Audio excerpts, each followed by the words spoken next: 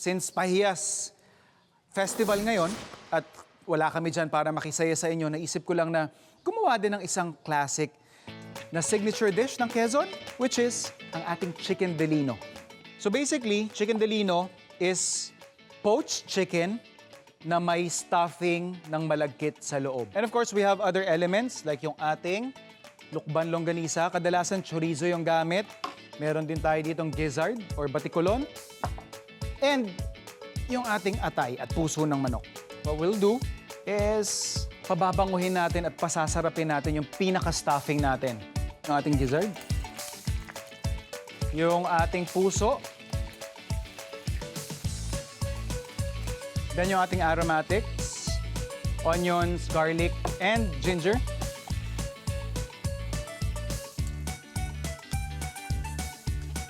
Yung ating malagkit.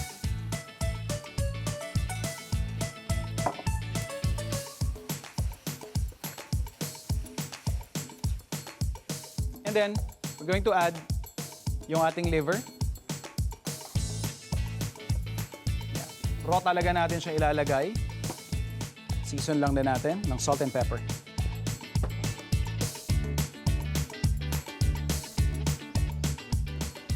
So here's our chicken. Here's our stuffing. Bago natin ilagay yung ating malagkit, mas gusto ko lang nang i-layer siya ng ating lukban longganisa sa loob. And then, yung ating malagkit. So ito na siya, na-stuff na natin. What you can do is, you can secure this by closing up the gap. Pero what we'll do is, yan. To-close na lang natin yung legs.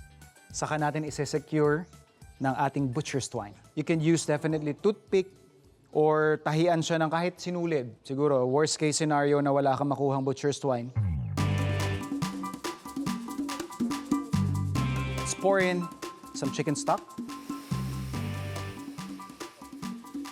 So we have our lemongrass.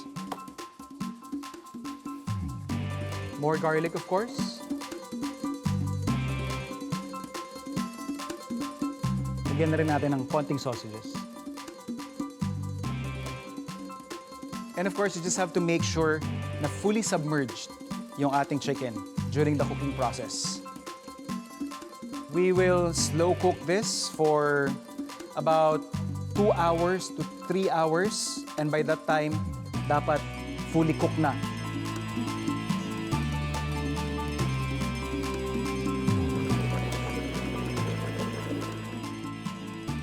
So ito na, luto na yung ating chicken. Medyo na pa lamig na rin natin ng kaunti yan. So pwede na natin niya i-plate.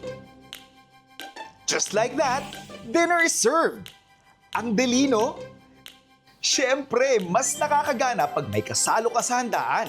Sino pa ba ang mas deserving sa ating Chicken Delino treat kundi ang tatlong magigiting na babae who are serving purpose through their respective initiatives. So kasi dahil Pahiyas Festival, so we just thought of doing a dish na talagang sineselebrate sa Quezon Province lang. So, can you tell us all about Divine Mercy, ma'am? Before, hindi naman ito retreat house. Balak ko noon gawing orphanage ng matatanda. Kasi mother ko, lagi ko naalala. Hindi ako lumaki sa mother ko, sa lola ko lang. And then, talagang hilig kong mag-visit sa mga matatanda, ganyan. Kaya naisip ko yun ang gawin ko dito. Pero hindi ko alam na may ibang mission pala si God dito para sa akin. So, Nikki, you have here a very strong, siguro advocacy with your EcoNest.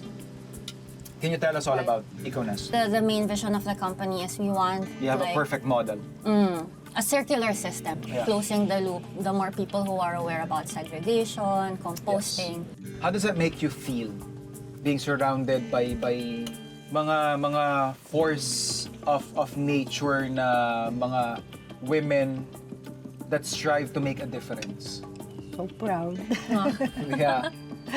Fulfilled ako dito sa ginagawa ko dahil nakapag-serve kami sa maraming tao, sa mga kabataan at sa mga